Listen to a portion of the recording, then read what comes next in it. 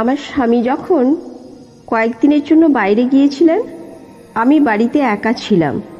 একা থাকতে আমি খুব ভয় পাচ্ছিলাম। তাই আমি আমার 18 বছর বয়সী প্রতিবেশীকে আমার বাড়িতে ঘুমানোর জন্য ফোন করেছিলাম। সেই রাতে সে আমার পাশে ঘুমিয়েছিল। ঘরের আলো বন্ধ হওয়ার সাথে সাথেই সে আমাকে তার কম্বলের মধ্যে টেনে নিয়ে যায়। আমার নাম মৌ এবং আমি বিবাহিত। যখনই আমি আঙিনায় ঝাড়ু দিতে বা দুধ আনতে যেতাম, 18 বছর বয়সী প্রতিবেশী সবসময় তার জানালা থেকে আমার দিকে তাকিয়ে থাকতো। কিছুদিন আগে সে তার মায়ের সঙ্গে এখানে থাকতে এসেছিল। আমার কোনো ধারণাই ছিল না যে চোখের সামনে বৈঠকটি এমন মোড় নেবে। একদিন সেই নতুন প্রতিবেশীর সঙ্গে আমার দেখা হয়। সেদিনেই আমি আমার নতুন প্রতিবেশীকে প্রথমবার দেখি।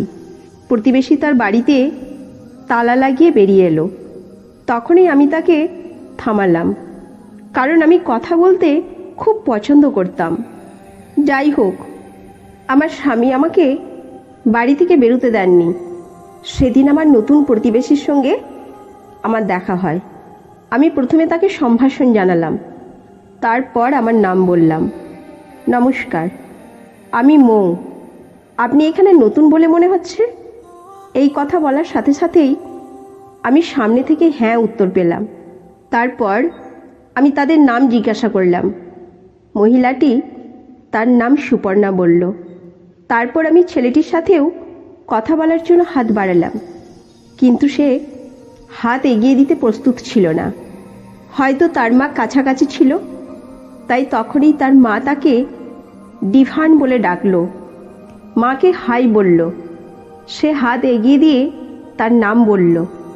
আমি সারাদিন আমার বাড়িতে বিরক্ত হতাম, কিন্তু এখন আমি নতুন প্রতিবেশী পেয়েছি। আমি হাতে ফোয়ার টিপ নিয়ে সুপর্ণার বাড়ির ঘন্টা বাজালাম। আমাকে দেখে তারা কিছু ভাবল। তারপর আমি বললাম, হাই, শুভ সকাল সুপর্ণাজি। আমি আপনার জন্য সকালে নাস্তা নিয়ে এসেছি। তারপর সুপর্ণাজি আমাকে তার বাড়িতে ডাকলেন এবং আমি যখনই তার বাড়িতে গেলাম, আমি তাকে জিজ্ঞাসা করলাম, ডিভান কোথায়? তখন আমি বললাম যে আমি নিজের হাতে তৈরি করে আপনার জন্য একটি পোহা নিয়ে এসেছি। একবার আপনি আমার হাতে পোহা তৈরি চক্করটি দেখলে আপনি অবশ্যই এটি পছন্দ করবেন এবং বিশেষত ডিভানকে খাওয়ানোর বিষয়টি নিশ্চিত করবেন। বাচ্চারা এই জাতীয় চ্যাটারপুটার জিনিস পছন্দ করে।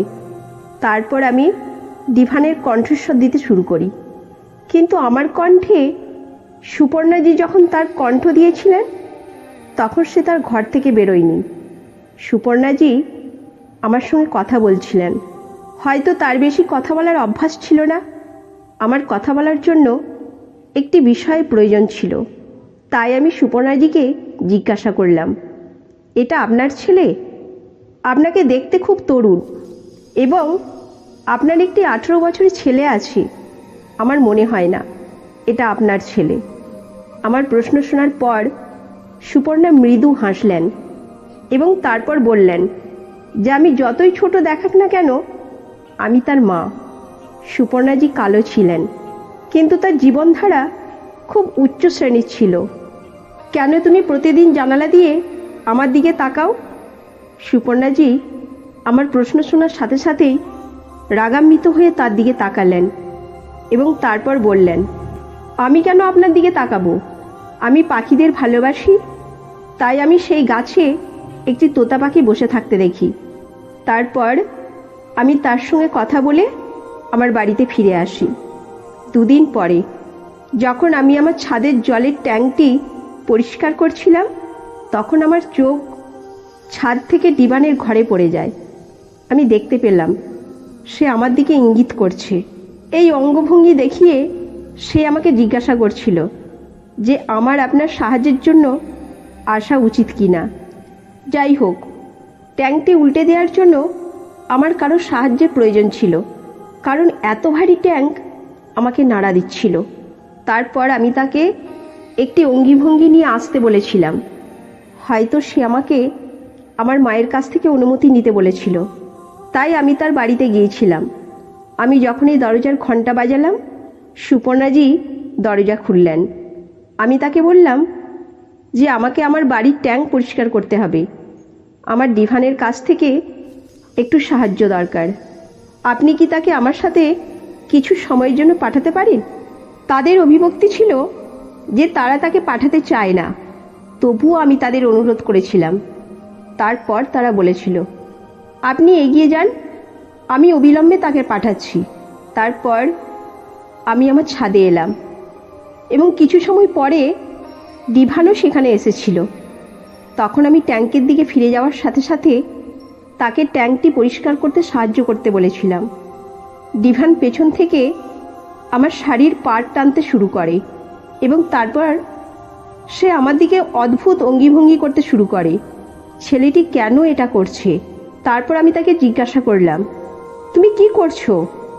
যদি কিছু বলতে চাও আমাকে বলো, যদি না হয় আমাকে ট্যাঙ্ক থেকে জল বের করতে সাহায্য করো।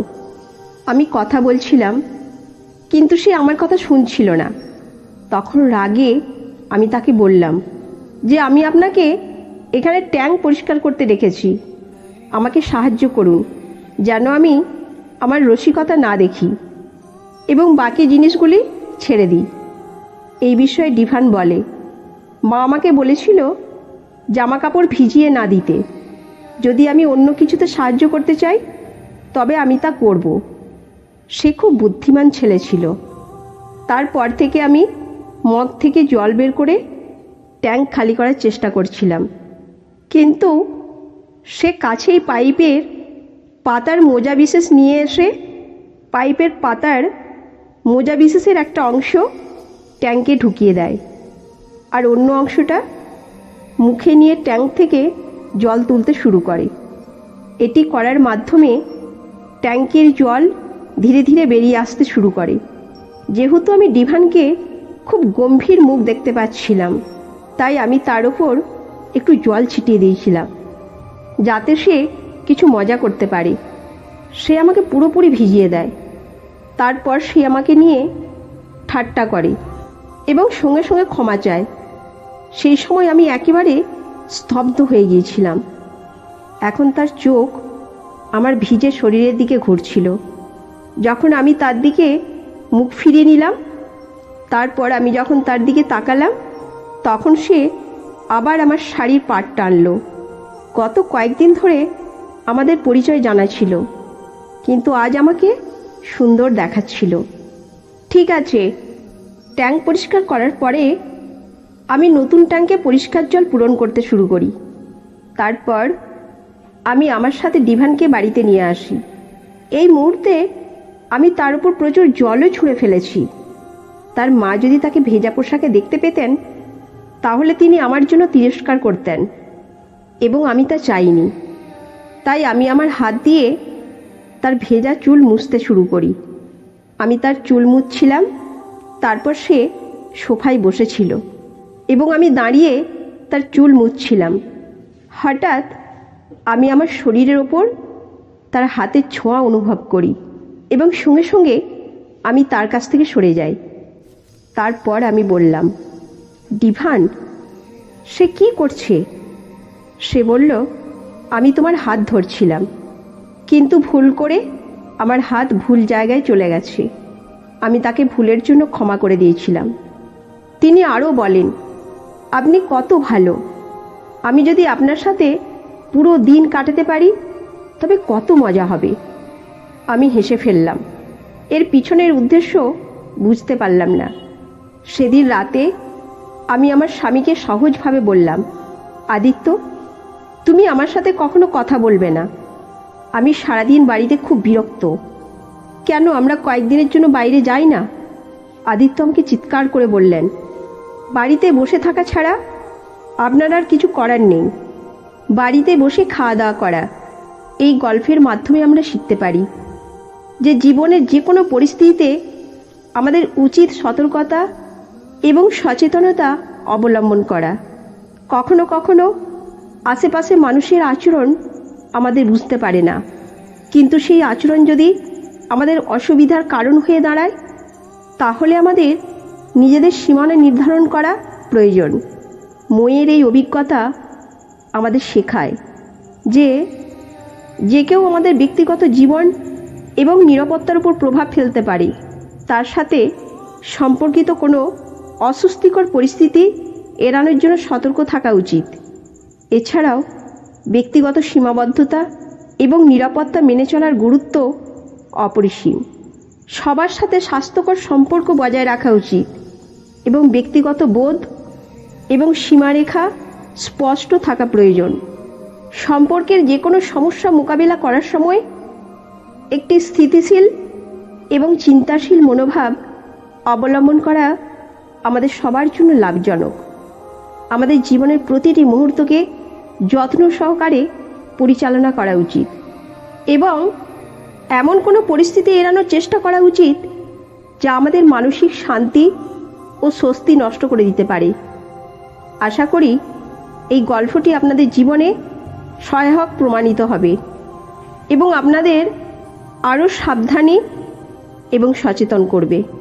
তো বন্ধুরা, এই শিক্ষণীয় গল্পটি আপনাদের কেমন লাগলো অবশ্যই কমেন্ট করে জানাবেন।